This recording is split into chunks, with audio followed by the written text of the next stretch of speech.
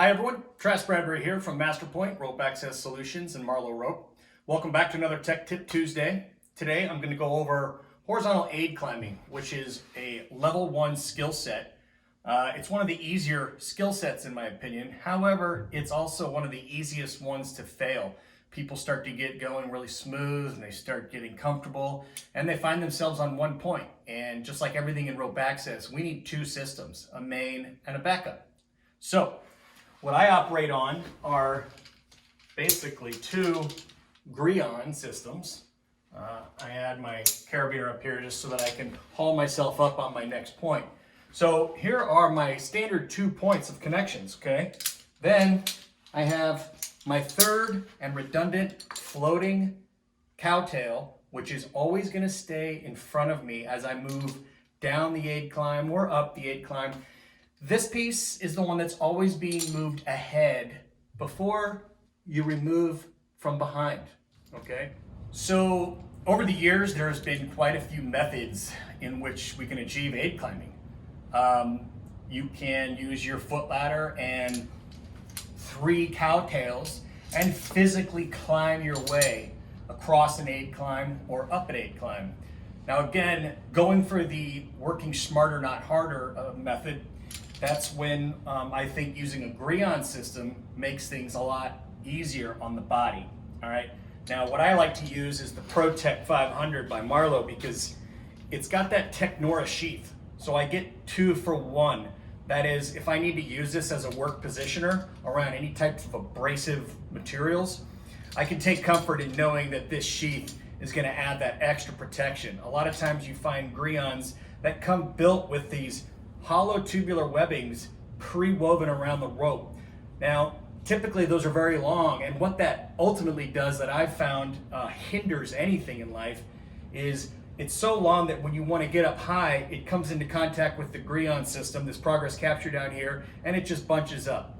The first thing that goes when I have one of those is that. I cut that right off. So I prefer this ProTech 500. That Technora sheath really does wonders.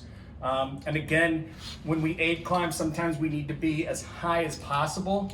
Therefore, it's always good to get yourself a scaffold or a barrel knot cinched right up against your carabiner here.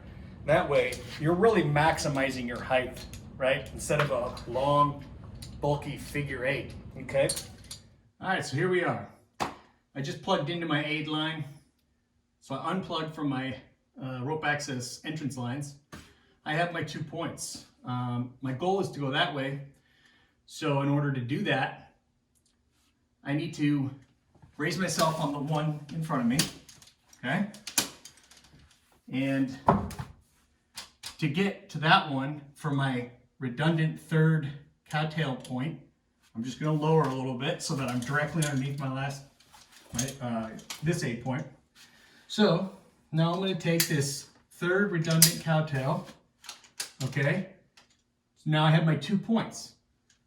I can remove this, okay? Now before I do anything with it, this is where I take that moment to unclip it from my D-ring and clip it back onto the D-ring, but on the other side of this aid point. So now,